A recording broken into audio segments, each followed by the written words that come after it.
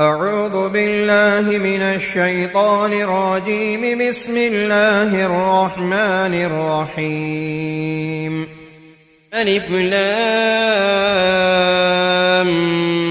ميم صاد. كتاب أنزل إليك فلا يكن في صدرك حرج منه لتنذر به وذكرى للمؤمنين. اتبعوا ما أنزل إليكم من ربكم ولا تتبعوا من دونه أولياء قليلا ما تذكرون. وكم من قرية أهلكناها فجاءها بأسنا بياتا أو هم قائلون. فما كان دعواهم إذ جاءهم بأسنا إلا أن قالوا إنا كنا ظالمين. فلنسألن الذين أرسل إليهم ولنسألن المرسلين فلنقصن عليهم بعلم وما كنا غائبين. والوزن يومئذ الحق. فمن ثقلت موازينه فأولئك هم المفلحون. ومن خفت موازينه فأولئك الذين خسروا أنفسهم بما كانوا بآياتنا يظلمون. ولقد مكناكم في الأرض وجعلنا لكم فيها معايش قليلا ما تشكرون. ولقد خلقناكم ثم صورناكم ثم قلنا للملائكة اسجدوا لآدم فسجدوا إلا إبليس لم يكن من الساجدين. قال ما منعك ألا تسجد إذ أمرتك؟ قال أنا خير منه خلقتني من نار وخلقته من طين. قال فاهبط منها فما يكون لك أن تتكبر فيها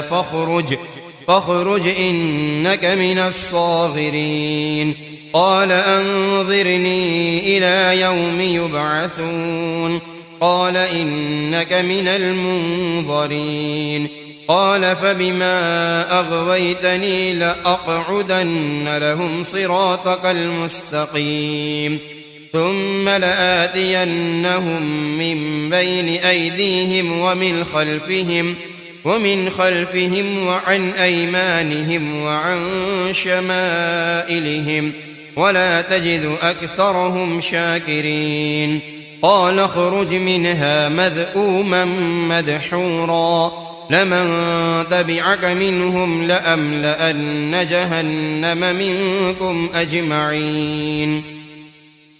ويا آدم اسكن أنت وزوجك الجنة فكلا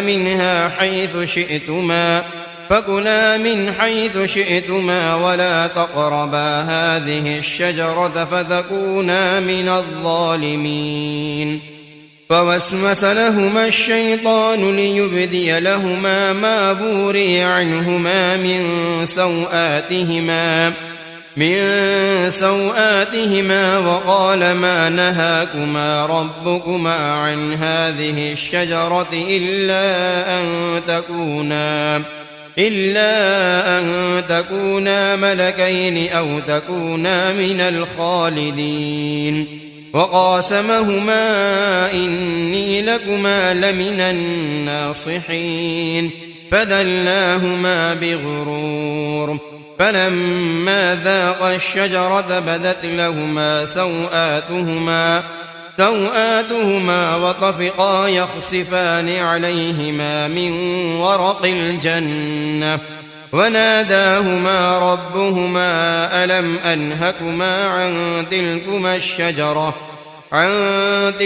الشجرة وأقل لكما إن الشيطان لكما عدو مبين. قالا ربنا ظلمنا أنفسنا وإن لم تغفر لنا وترحمنا لنكونن من الخاسرين قال اهبطوا بعضكم لبعض عدو ولكم في الأرض مستقر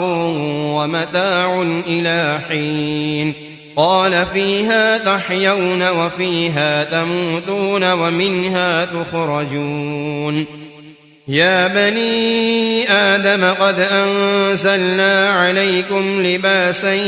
يواري سوآتكم وريشا ولباس التقوى ذلك خير ذلك من آيات الله لعلهم يذكرون يا بني آدم لا يفتننكم الشيطان كما أخرج أبويكم من الجنة ينزع عنهما لباسهما ليريهما سوآتهما إنه يراكم هو وقبيله من حيث لا ترونهم إنا جعلنا الشياطين أولياء للذين لا يؤمنون وإذا فعلوا فاحشة قالوا وجدنا عليها آباءنا والله أمرنا بها قل إن الله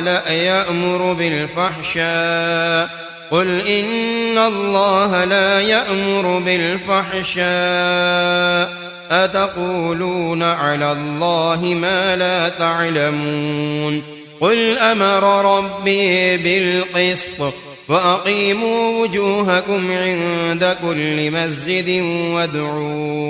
وادعوه مخلصين له الدين كما بدأكم تعودون فريقا هدى وفريقا حق عليهم الضلالة إنهم اتخذوا الشياطين أولياء من دون الله ويحسبون أنهم مهتدون يا بني آدم خذوا زينتكم عند كل مسجد وكلوا واشربوا ولا تسرفوا إنه لا يحب المسرفين قل من حرم زينة الله التي أخرج لعباده والطيبات من الرزق قل هي للذين آمنوا في الحياة الدنيا خالصة يوم القيامة كذلك نفصل الآيات لقوم يعلمون قل إنما حرم ربي الفواحش ما ظهر منها وما بطن والإثم والبغي بغير الحق وأن تشركوا بالله ما لم ينزل به سلطانا وأن تقولوا على الله ما لا تعلمون ولكل أمة أجل فإذا جاء أجلهم لا يستأخرون ساعة ولا يستقدمون يا بني آدم إما يأتينكم رسل منكم يقصون عليكم آياتي فمن اتقى وأصلح فلا خوف عليهم ولا هم يحزنون والذين كذبوا بآياتنا واستكبروا عنها أولئك أصحاب النار هم فيها خالدون فمن أظلم ممن افترى على الله كذبا أو كذب بآياته أولئك ينالهم نصيبهم من الكتاب حتى إذا جاءتهم رسلنا يتوفونهم قالوا أين ما كنتم تدعون من دون الله قالوا ضلوا عنا وشهدوا على أنفسهم على أنفسهم أنهم كانوا كافرين. قال ادخلوا في قد خلت من قبلكم من الجن والإنس في النار كلما دخلت أمة لعنت أختها حتى إذا اداركوا فيها جميعا قالت أخراهم لأولاهم ربنا هؤلاء أضلونا فآتهم عذابا ضعفا من النار قال لكل ضعف ولكن لا تعلمون. وقالت أولاهم لأخراهم فما كان لكم علينا من فضل فذوقوا العذاب بما كنتم تكسبون. إن الذين كذبوا بآياتنا واستكبروا عنها لا تفتح لهم أبواب السماء ولا يدخلون الجنة حتى يلج الجمل في سم الخياط وكذلك نجزي المجرمين. لهم من جهنم مهاد ومن فوقهم غواش وكذلك نجزي الظالمين. والذين آمنوا وعملوا الصالحات لا نكلف نفسا إلا وسعها أولئك أصحاب الجنة هم فيها خالدون. ونزعنا ما في صدورهم من غل تجري من تحتهم الأنهار وقالوا الحمد لله الذي هدانا لهذا وما كنا لنهتدي لولا أن هدانا الله لقد جاءت رسل ربنا بالحق ونودوا أن تلكم الجنة أورثتموها بما كنتم تعملون. ونادى أصحاب الجنة أصحاب النار أن قد وجدنا ما وعدنا ربنا حقا فهل وجدتم ما وعد ربكم حقا قالوا نعم فأذن مؤذن بينهم اللعنة الله على الظالمين.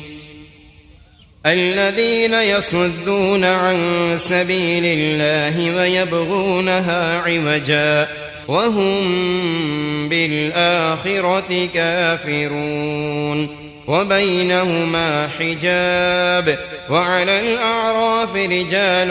يعرفون كلا بسيماهم ونادوا أصحاب الجنة أن سلام عليكم لم يدخلوها وهم يطمعون. وإذا صرفت أبصارهم تلقاء أصحاب النار قالوا ربنا لا تجعلنا مع القوم الظالمين. ونادى أصحاب الأعراف رجالا يعرفونهم بسيماهم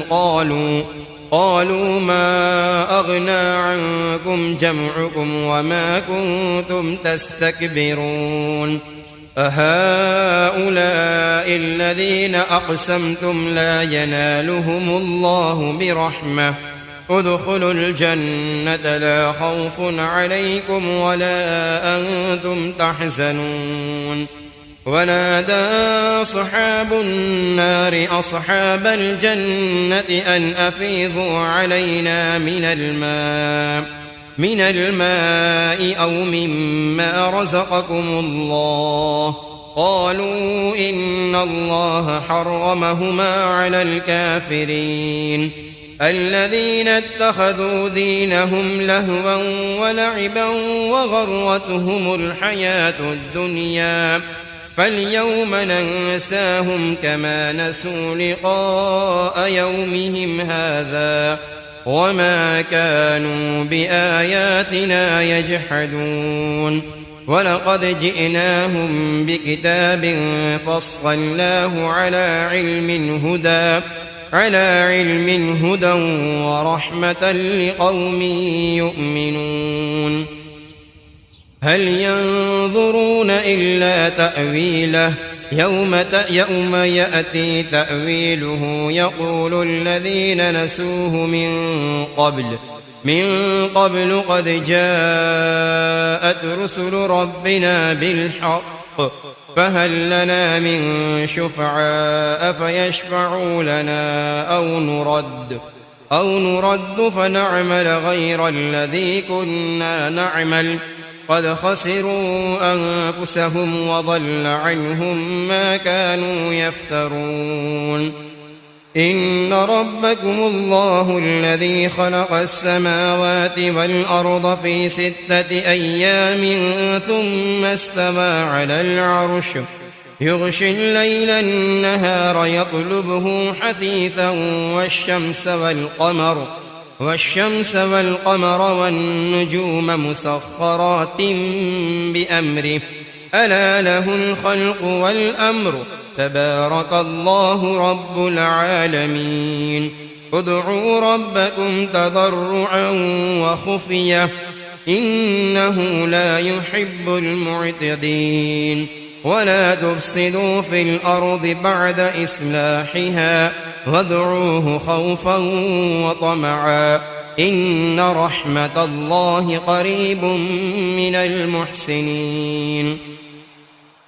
وهو الذي يرسل الرياح بشرا بين يدي رحمته حتى إذا أقل السحابا ثقالا سقناه لبلد ميت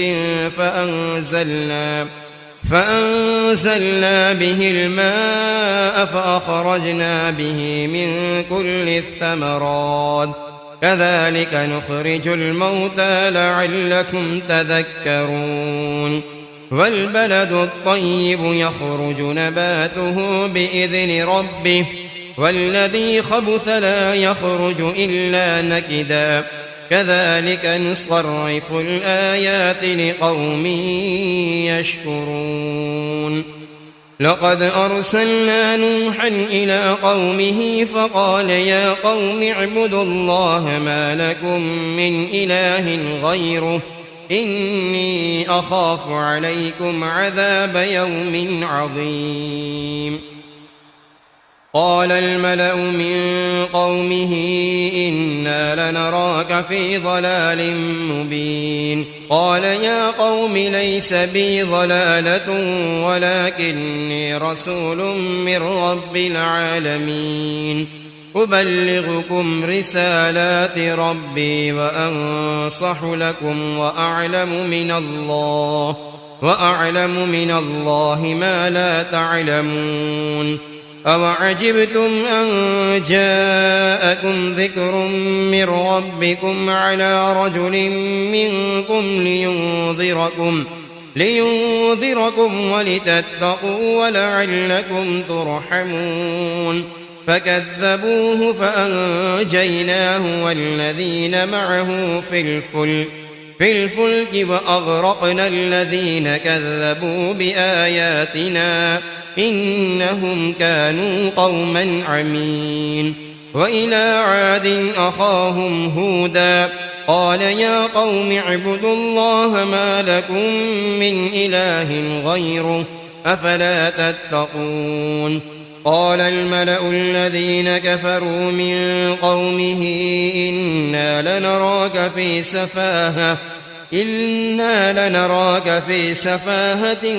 وإنا لنظنك من الكاذبين قال يا قوم ليس بي سفاهة ولكني رسول من رب العالمين أبلغكم رسالات ربي وأنا لكم ناصح أمين أوعجبتم أن جاءكم ذكر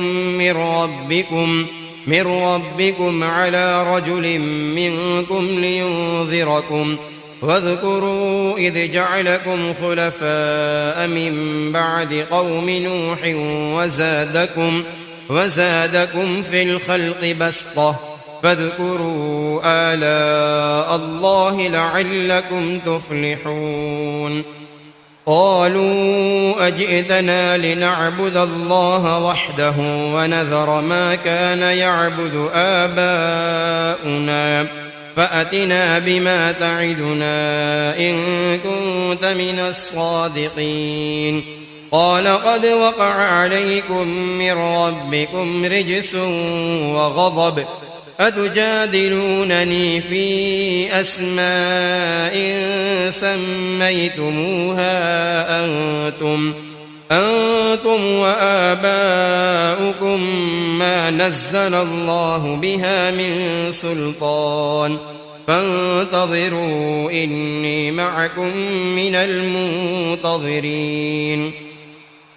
فأنجيناه والذين معه برحمة منا وقطعنا دابر الذين كذبوا بآياتنا وما كانوا مؤمنين وإلى ثمود أخاهم صالحا قال يا قوم اعبدوا الله ما لكم من إله غيره قد جاءتكم بينة من ربكم هذه ناقة الله لكم آية فذروها تأكل في أرض الله ولا تمسوها بسوء فيأخذكم عذاب أليم واذكروا إذ جعلكم خلفاء من بعد عاد وبوأكم في الأرض تتخذون من سهولها قصورا وتنحتون الجبال بيوتا فاذكروا آلاء الله ولا تعثوا في الأرض مفسدين قال الملأ الذين استكبروا من قومه للذين استضعفوا لمن آمن منهم أتعلمون أن صالحا مرسل من ربه قالوا إنا بما أرسل به مؤمنون قال الذين استكبروا إنا بالذي آمنتم به كافرون فعقروا الناقة وعتوا عن أمر ربهم وقالوا يا صالح ائتنا بما تعدنا إن كنت من المرسلين فأخذتهم الرجفة فأصبحوا في دارهم جاثمين فتولى عنهم وقال يا قوم لقد أبلغتكم رسالة ربي ونصحت لكم ولكن لا تحبون الناصحين ولوطا إذ قال لقومه أتأتون الفاحشة ما سبقكم بها من أحد من العالمين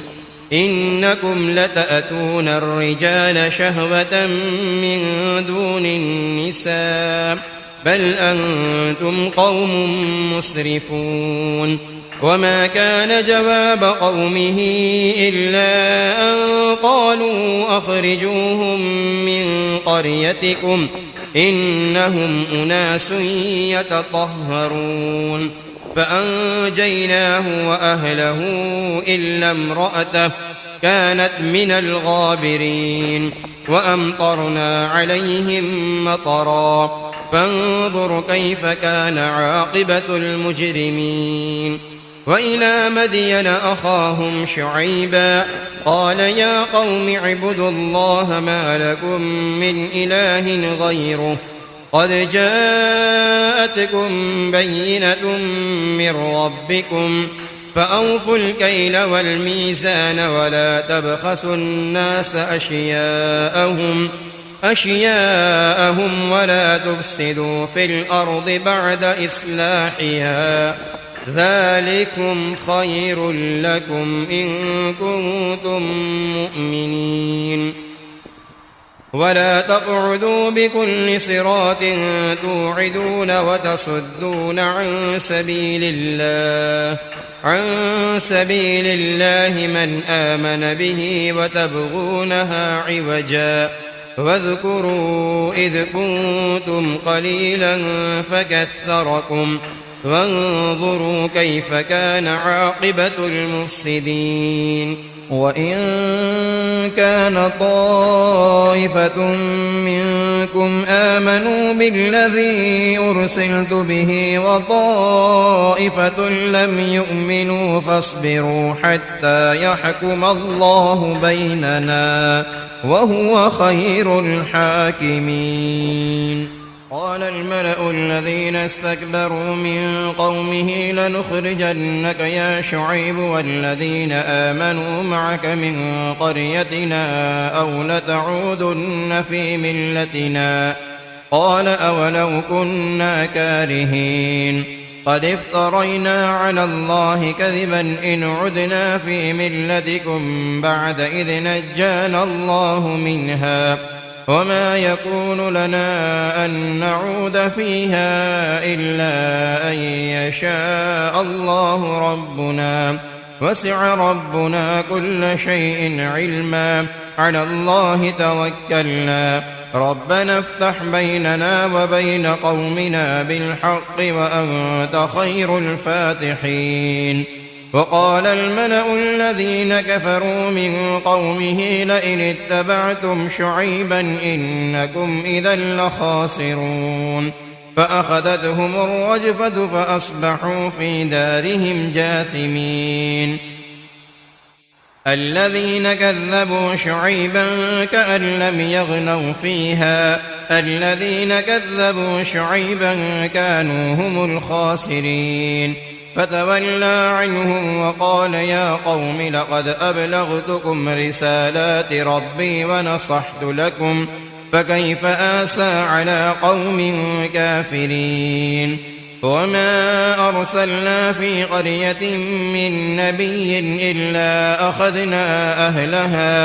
أهلها بالبأساء والضراء لعلهم يضرعون ثم بدلنا مكان السيئة الحسنة حتى عفوا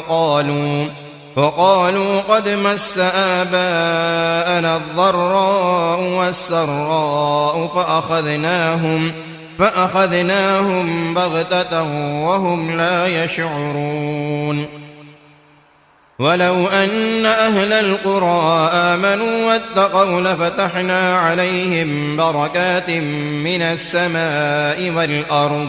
والأرض ولكن كذبوا فأخذناهم بما كانوا يكسبون. أفأمن أهل القرى أن يأتيهم بأسنا بياتا وهم نائمون أفأمن أهل القرى أن يأتيهم بأسنا ضحى وهم يلعبون أفأمنوا مكر الله فلا يأمن مكر الله إلا القوم الخاسرون. أولم يهد للذين يرثون الأرض من بعد أهلها أن لو نشاء أصبناهم بذنوبهم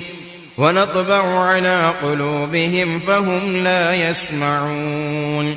تلك القرى نقص عليك من أنبائها ولقد جاءتهم رسلهم بالبينات فما كانوا ليؤمنوا بما كذبوا من قبل كذلك يطبع الله على قلوب الكافرين. وما وجدنا لأكثرهم من عهد وإن وجدنا أكثرهم لفاسقين. ثم بعثنا من بعدهم موسى بآياتنا إلى فرعون وملئه فظلموا بها فانظر كيف كان عاقبة المفسدين. وقال موسى يا فرعون إني رسول من رب العالمين حقيق على ألا أقول على الله إلا الحق قد جئتكم ببينة من ربكم فأرسل معي بني إسرائيل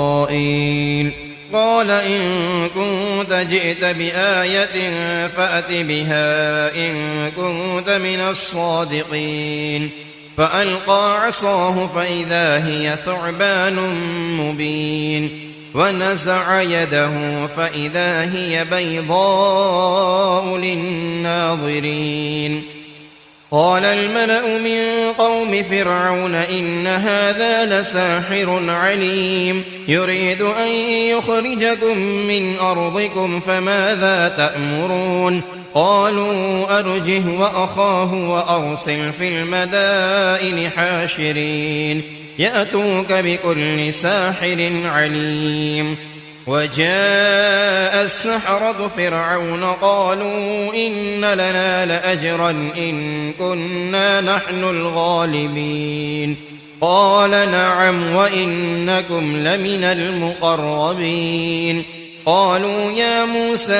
إما أن تلقي وإما أن نكون نحن الملقين قال ألقوا فلما ألقوا سحروا أعين الناس واسترهبوهم وجاءوا بسحر عظيم وأوحينا إلى موسى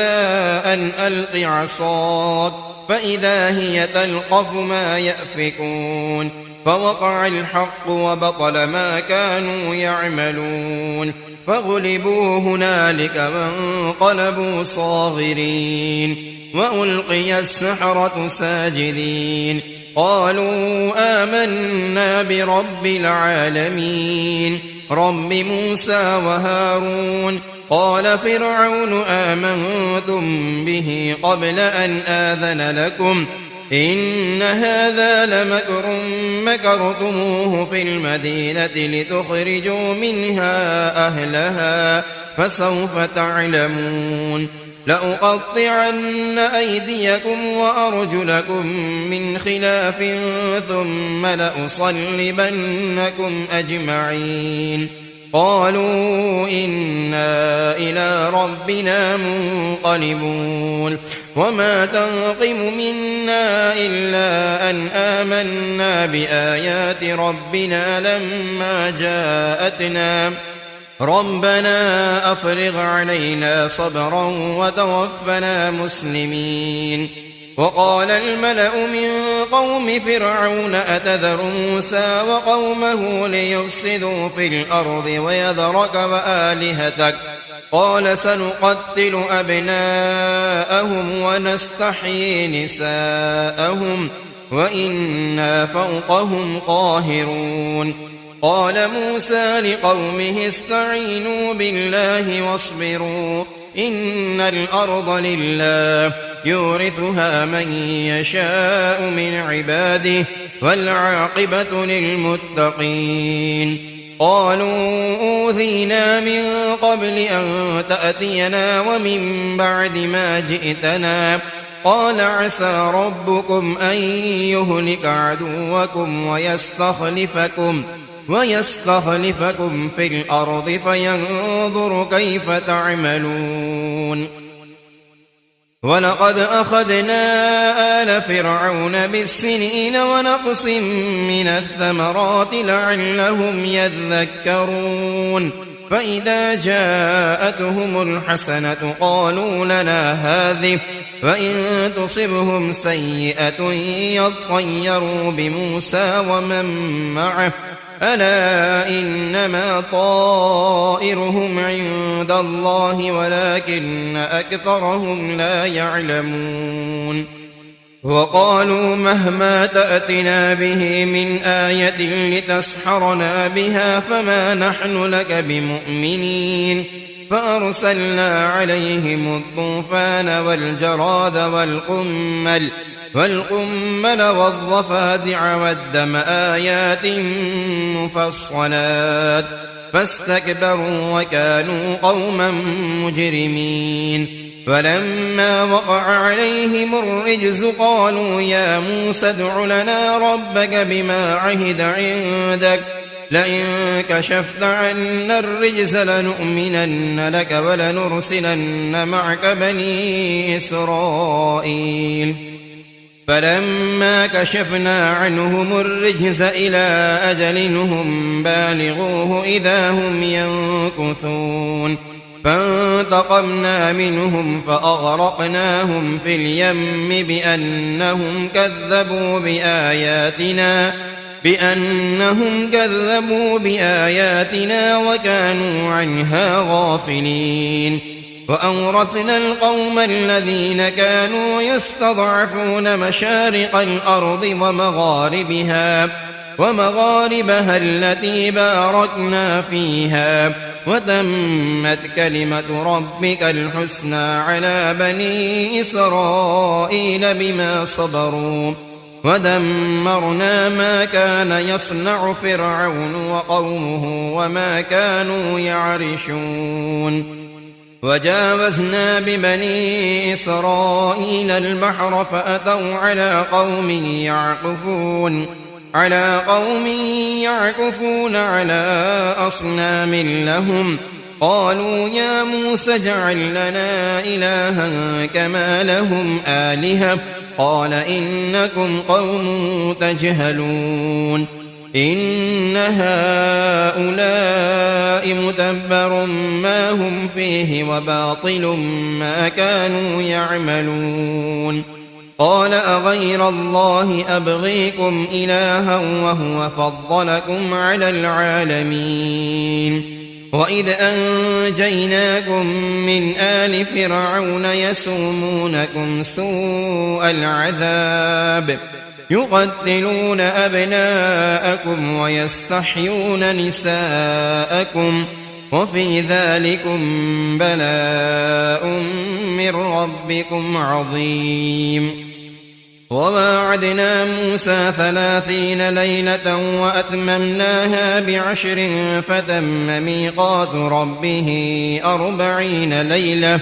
وقال موسى لأخيه هارون اخلفني في قومي وأصلح ولا تتبع سبيل المفسدين ولما جاء موسى لميقاتنا وكلمه ربه قال رب أرني أنظر إليك قال لن تراني ولكن انظر إلى الجبل فإن استقر مكانه فسوف تراني فلما تجلى ربه للجبل جعله دكا وخر موسى صعقا فلما أفاق قال سبحانك تبت إليك وأنا أول المؤمنين قال يا موسى إني اصطفيتك على الناس برسالاتي وبكلامي فخذ ما آتيتك وكن من الشاكرين وكتبنا له في الألواح من كل شيء موعظة وتفصيلا لكل شيء فخذها بقوة وأمر قومك يأخذوا بأحسنها سأريكم دار الفاسقين سأصرف عن آياتي الذين يتكبرون في الأرض بغير الحق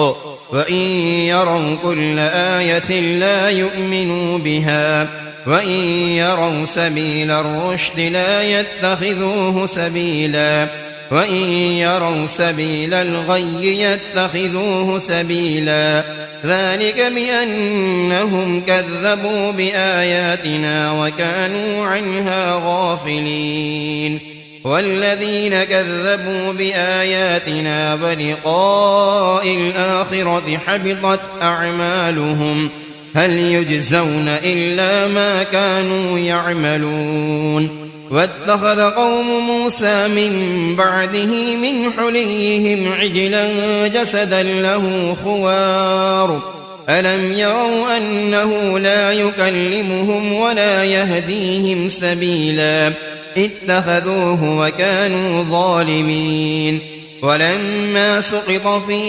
أيديهم ورأوا أنهم قد ضلوا قالوا لئن لم يرحمنا ربنا ويغفر لنا لنكونن من الخاسرين. ولما رجع موسى إلى قومه غضبان أسفا قال بئس ما خلفتموني من بعدي أعجلتم أمر ربكم وألقى الألواح وأخذ برأس أخيه يجره إليه قال ابن أم إن القوم استضعفوني وكادوا يقتلونني فلا تشمت بي الأعداء ولا تجعلني مع القوم الظالمين. قال رب اغفر لي ولأخي وأدخلنا في رحمتك وأنت أرحم الراحمين. إن الذين اتخذوا العجل سينالهم غضب من ربهم وذلة في الحياة الدنيا وكذلك نجزي المفترين.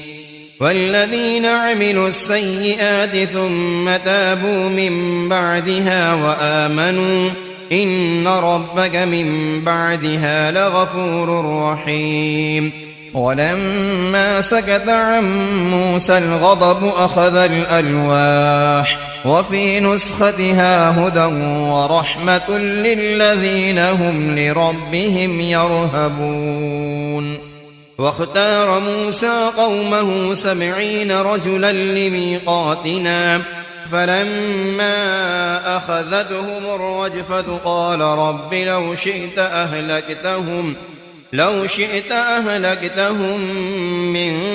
قبل وإياي أتهلكنا بما فعل السفهاء منا إن هي إلا فتنتك تضل بها من تشاء وتهدي من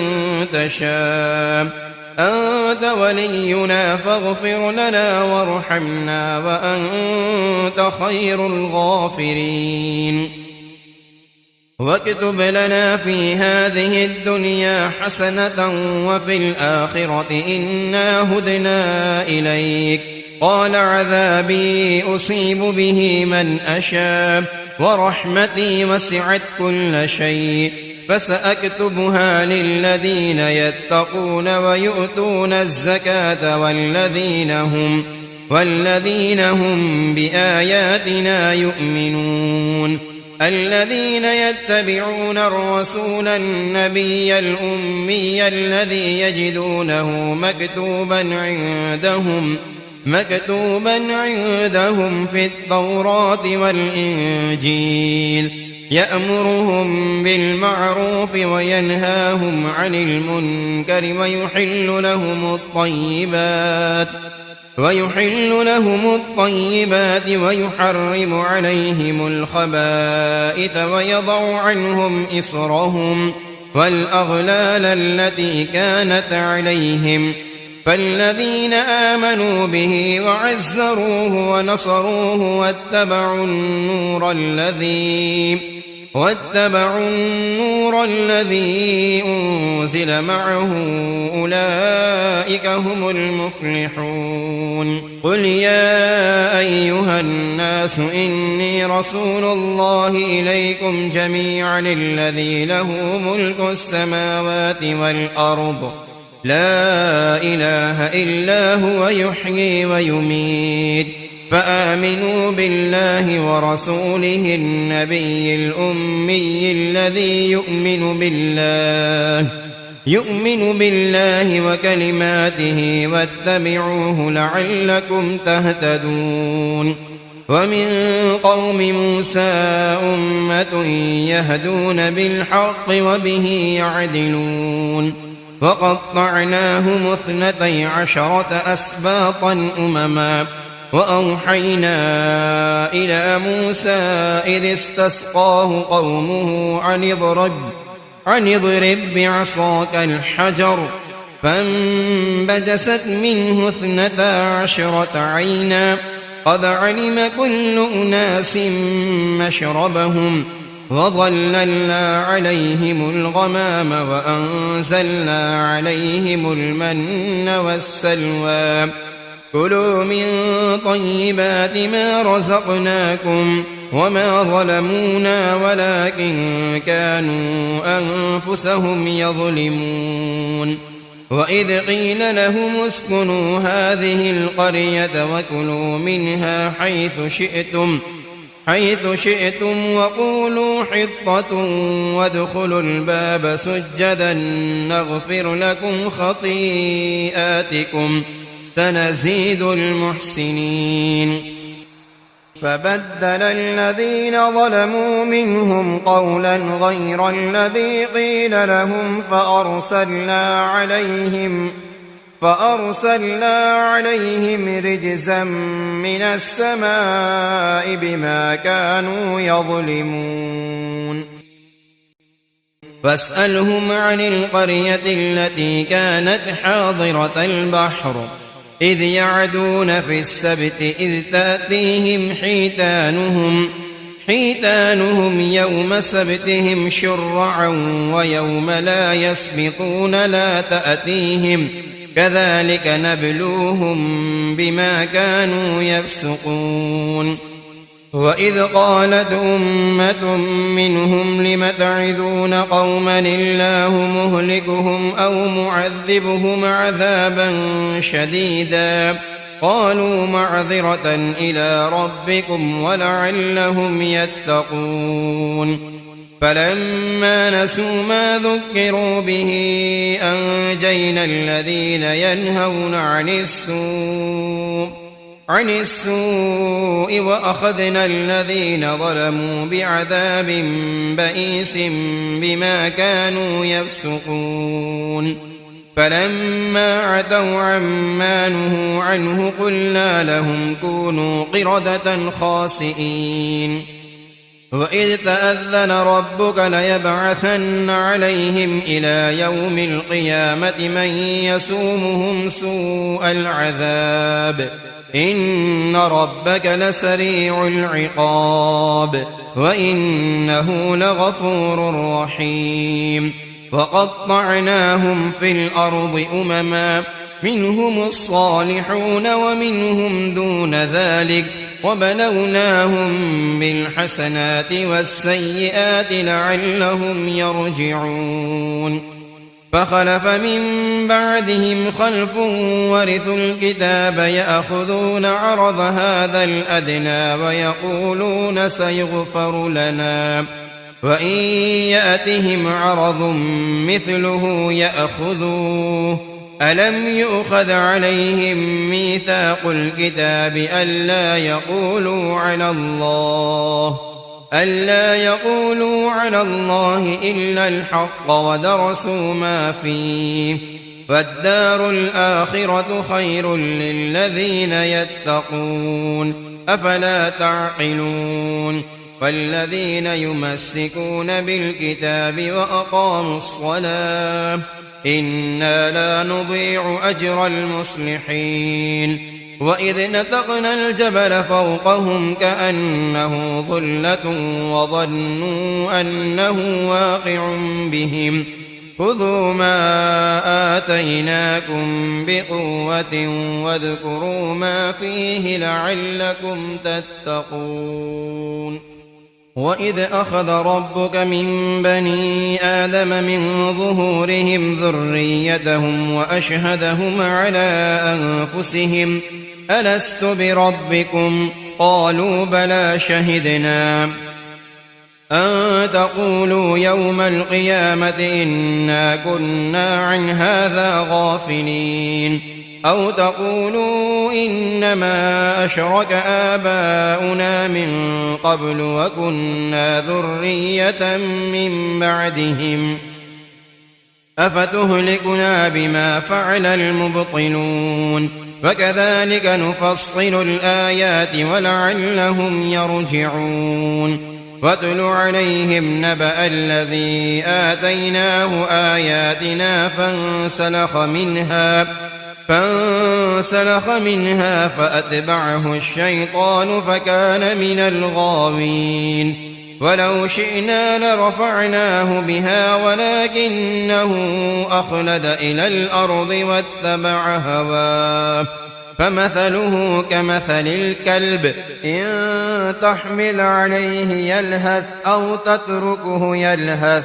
ذلك مثل القوم الذين كذبوا بآياتنا فاقصص القصص لعلهم يتفكرون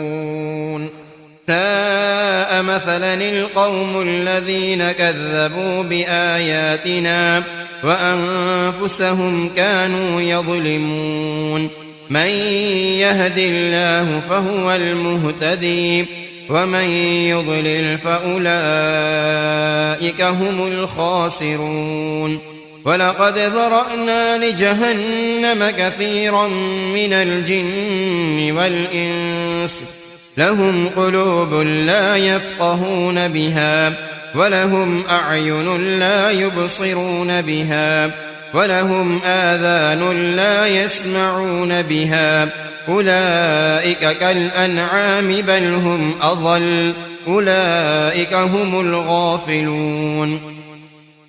ولله الأسماء الحسنى فادعوه بها وذروا الذين يلحدون في أسمائه سيجزون ما كانوا يعملون وممن خلقنا أمة يهدون بالحق وبه يعدلون والذين كذبوا بآياتنا سنستدرجهم من حيث لا يعلمون وأملي لهم إن كيدي متين أولم يتفكروا ما بصاحبهم من جنة إن هو إلا نذير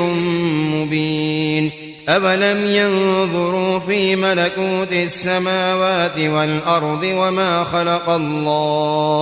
وما خلق الله من شيء وأن عسى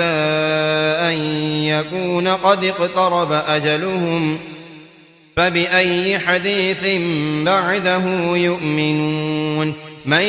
يضلل الله فلا هادي له ويذرهم في طغيانهم يعمهون يسألونك عن الساعة أيان مرساها قل إنما علمها عند ربي لا يجليها لوقتها إلا هو ثقلت في السماوات والأرض لا تأتيكم إلا بغتة يسألونك كأنك حفي عنها قل إنما علمها عند الله ولكن أكثر الناس لا يعلمون قل لا أملك لنفسي نفعا ولا ضرا إلا ما شاء الله ولو كنت أعلم الغيب لاستكثرت من الخير وما مسني السوء إن أنا إلا نذير وبشير لقوم يؤمنون هو الذي خلقكم من نفس واحدة وجعل منها زوجها ليسكن إليها فلما تغشاها حملت حملا خفيفا فمرت به فلما أثقلت دعوى الله ربهما لئن آتيتنا صالحا لنكونن من الشاكرين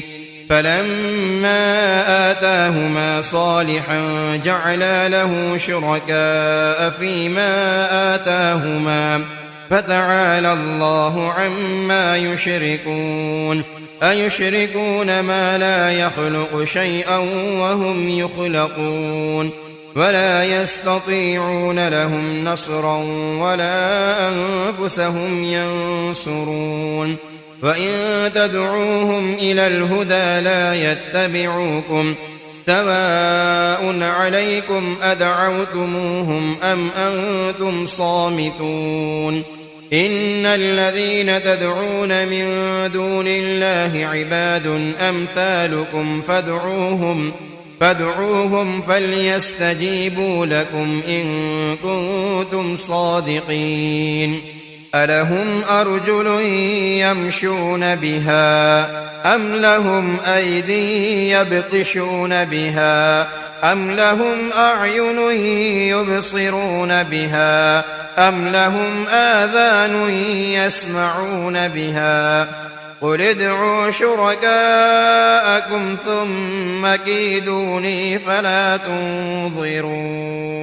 إن وليي الله الذي نزل الكتاب وهو يتولى الصالحين والذين تدعون من دونه لا يستطيعون نصركم ولا أنفسهم ينصرون وإن تدعوهم إلى الهدى لا يسمعون وتراهم ينظرون إليك وهم لا يبصرون خذ العفو وأمر بالعرف وأعرض عن الجاهلين وإما ينزغنك من الشيطان نزغ فاستعذ بالله إنه سميع عليم إن الذين اتقوا إذا مسهم طائف من الشيطان تذكروا فإذا هم مبصرون وإخوانهم يمدونهم في الغي ثم لا يقصرون وإذا لم تأتهم بآية قالوا لولا اجتبيتها قل إنما أتبع ما يوحى إلي من ربي هذا بصائر من ربكم وهدى ورحمة لقوم يؤمنون وإذا قرئ القرآن فاستمعوا له وأنصتوا لعلكم ترحمون واذكر ربك في نفسك تضرعا وخيفة ودون الجهر